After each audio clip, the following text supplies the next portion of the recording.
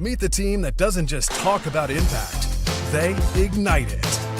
Jim Morris and producer Rachel. Good morning. Happy Good morning. Monday. Oh, happy Monday after a holiday weekend. How was Easter?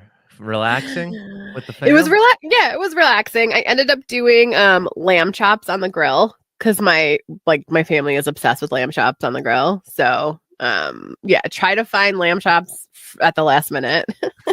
Super fun before Easter. But whatever, I came through. I'm proud of myself. So yay, we did the thing. I want to talk today about something that happened over the weekend, if that's cool. Oh yeah, let's do it. Well, first of all, how was your trip? Did you survive? Yes. Okay. Yep.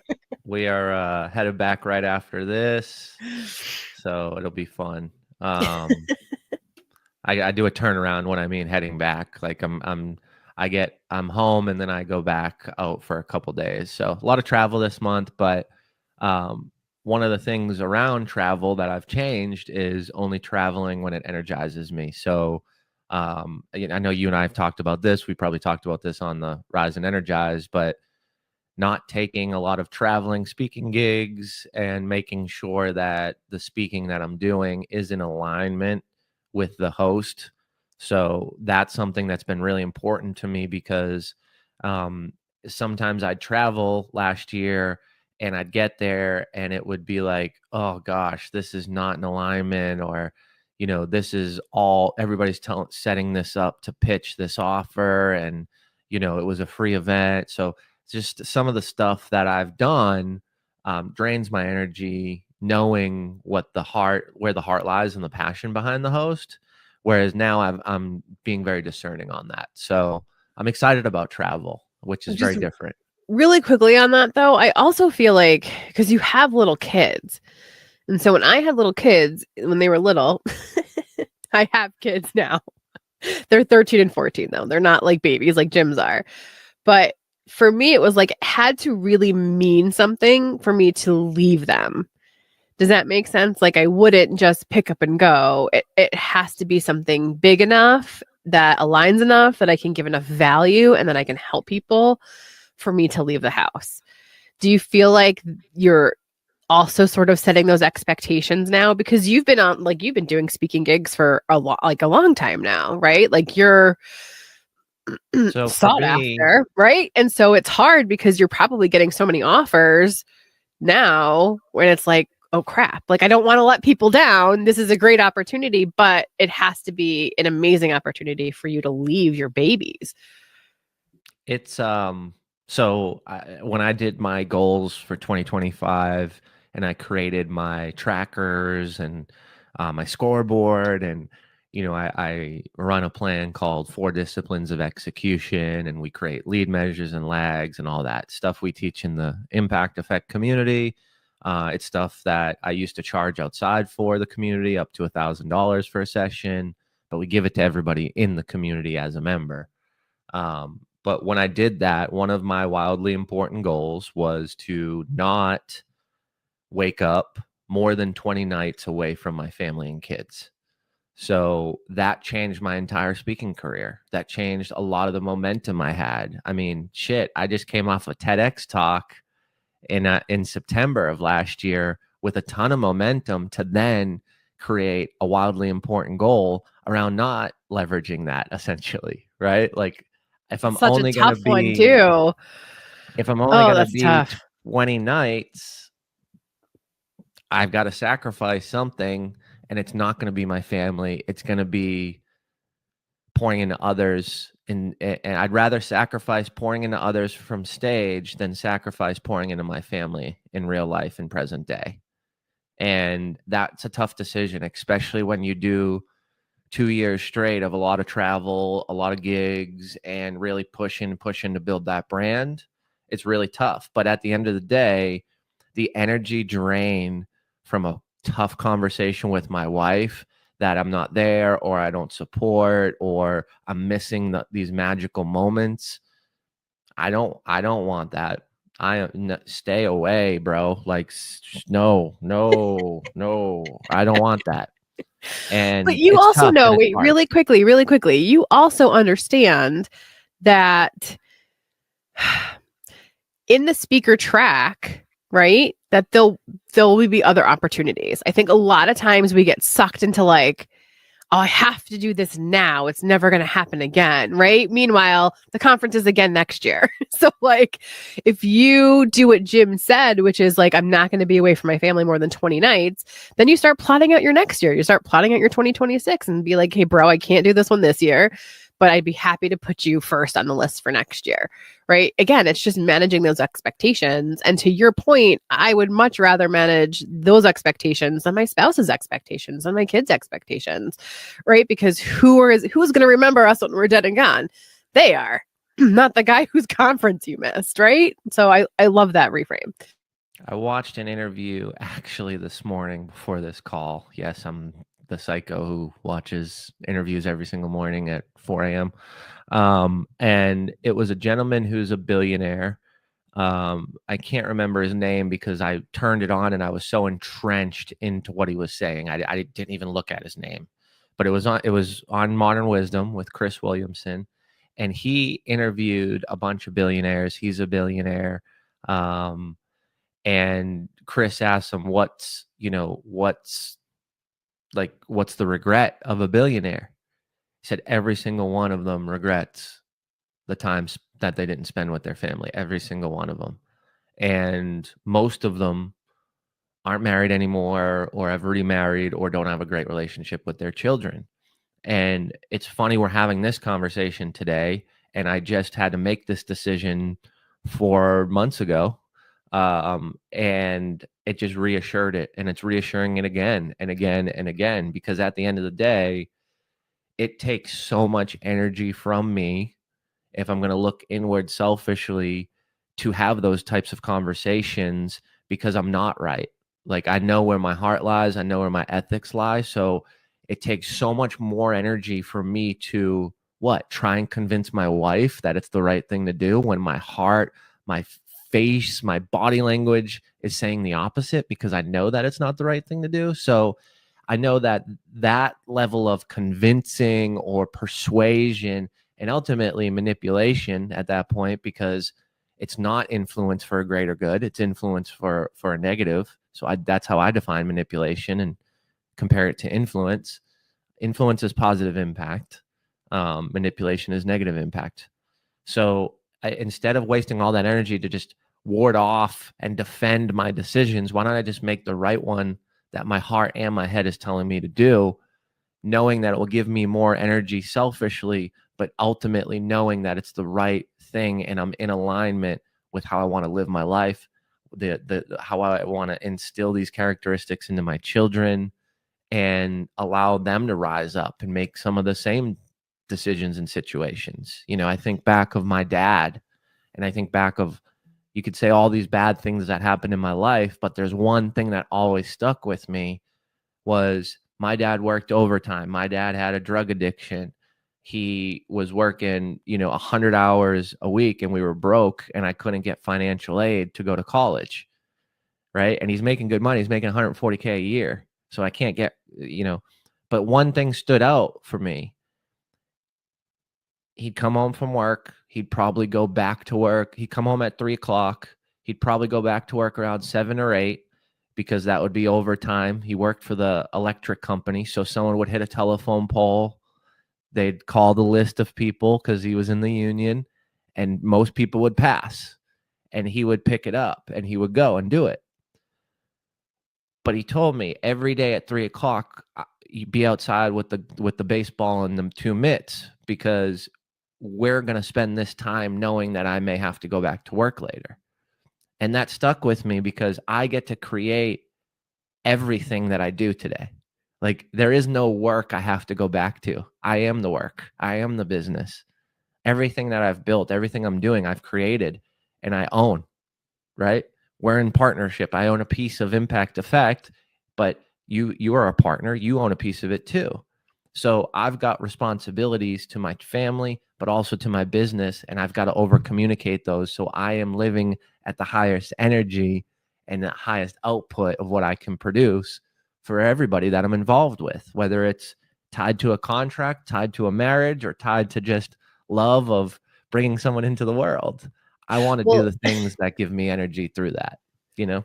Therein lies the beauty of entrepreneurship, but also entrepreneurs, we have very hard time with balance, right? Because I used to work a 9 to 5 and now I'm working like a 24-hour a day. You know what I mean? But it's my 24 hours, right? I choose to put that effort into it because I enjoy what I'm doing.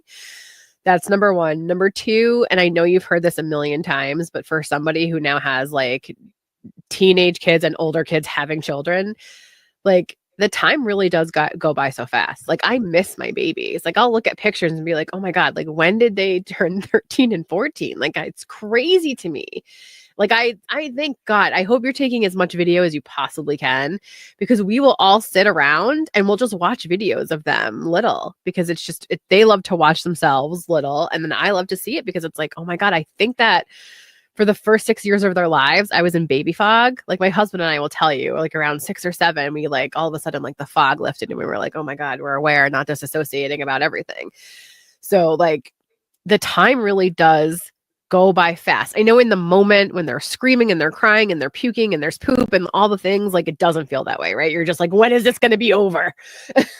But like it will go by so fast in terms of like life. It's just a blip. And they become totally different people. So you only have a limited time to enjoy them at this age, number one.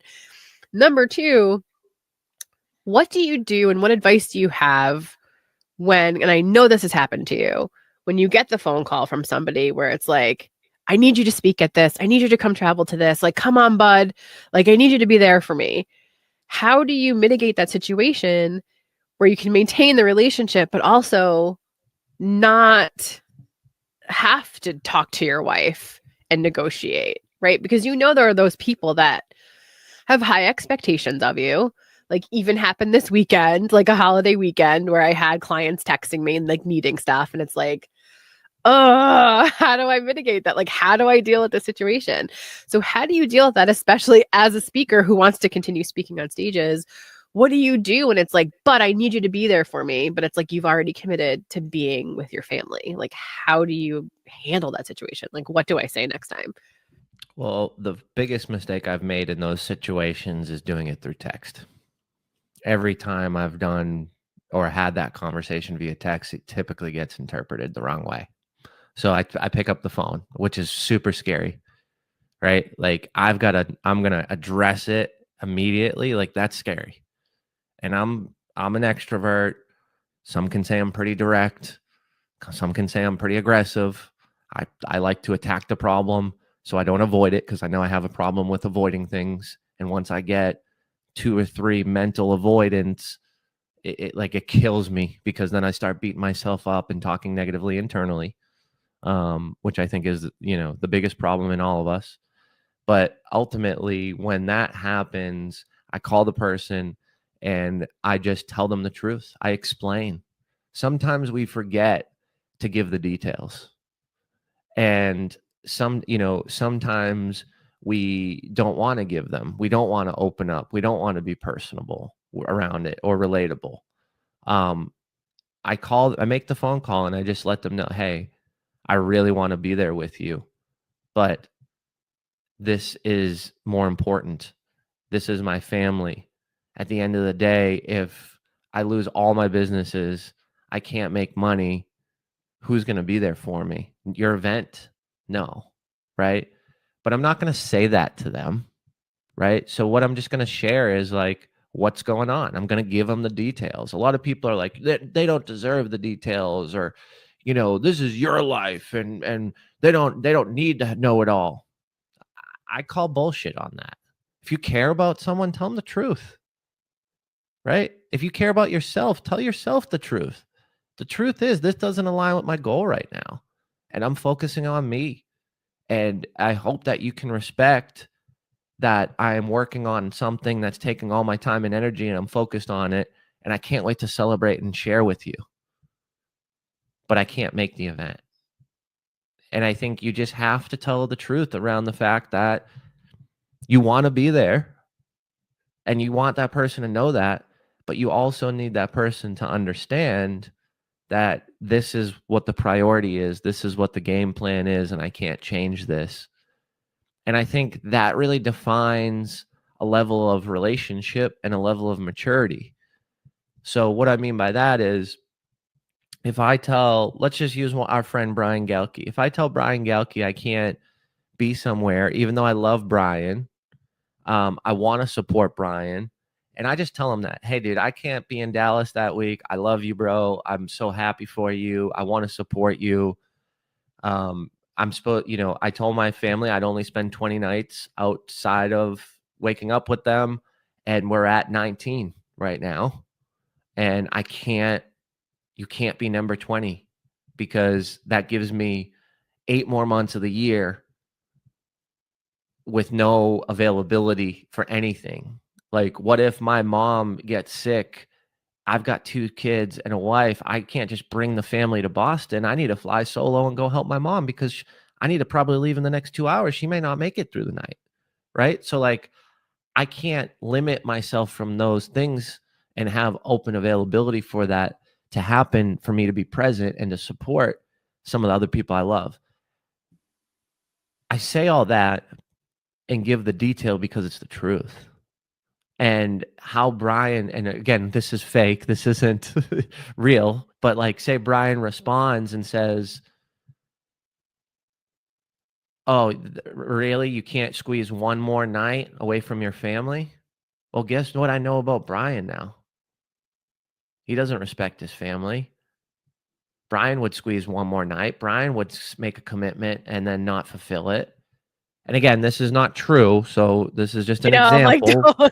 Brian is not that person, by the way. Brian would be like, dude, hang up the phone, go do what you need to do. We'll talk later. I love you, brother. 100%. Right? So, he's amazing. That response dictates who that person is, how mature they are, and are they really a friend? Are they really a supporter? Or are they out for themselves? Because if you told me that you made a goal around spending more time with your family, they're extremely important, you love them so much, you've got 2 kids, you're trying to figure this out, you're an entrepreneur, you've got all these things going on, and you told me that, and I responded and said, can't you squeeze one more night out? Like, that's terrible. Like, I don't want to do anything with you moving forward. I don't care if you're Ed Milet and you're going to put me on a stage with 50,000 in Dubai. Ed Milet, we ain't brothers. We ain't hanging out, dude. Like, and that's where I draw my line in the sand, because I don't like liars, and I don't like phonies, and I don't like fakes. And I'm not gonna change my life because you act one way and say one thing, like that's not who I am. But I also know who you are is somebody who, if they react well to your reasoning, would say, but I know someone who could fill that for you. Like, you, I know, would take the time to say, hey, let me reach out to my team and see who else I can fill that slot with. Because I know you 100% would be like, dude, I can't do it, but I know someone, I can find someone who can. And especially if they react positively, right? Like, you would absolutely take the extra time to do that for them for nothing, to book. Like, bookers get paid money. Like, you'd book the slot for them for nothing, because they understood the reason that you had, that is your family. So I closer. Those situations either push you apart or draw you closer. And Brian Galkey would say, Jim, that's admirable. I love you, bro. There'll be plenty more times we can do stuff together. That's a great strategy. Go take care of your family, man. Like, I'm proud of you. That's what Brian Galkey would say to me. And that's why me and Brian Galkey are close friends. And he will be a friend for a long time. And that conversation would bring us closer. Like, or it would separate us. And that's okay too, because at the end of the day, I'm not going to go pour it all out for someone who tells me to spend less time with my family. We don't align, period. We don't align. I was talking to someone the other day, and they're like, I'm going to grow this business to be a $1 billion business. And I said, do you want a family and kids? He's like, I never thought of that. And I said, then your answer should be no. If you want to grow it to $1 billion, Go do the research on all the billionaires. The interview I watched today just validated that again. You got to make those decisions, but you got to think about it clearly and thoroughly and understand what drains energy and what gives you energy. Okay, so how do we wrap this up into a nice bow for today for everybody? Is there a challenge in here? When managing expectations, honestly. So if people are forcing you to do something that doesn't align with you, or you feel like you're being pressured, I guess pressured is the right word, not forced. Feel the emotions that you're feeling, feel how tense you are. And if it doesn't align, like Jim said, don't text, pick up the phone, have the uncomfortable conversation, and just simply give them the reason why, not just the no, I don't want to do it, or no, I can't do it.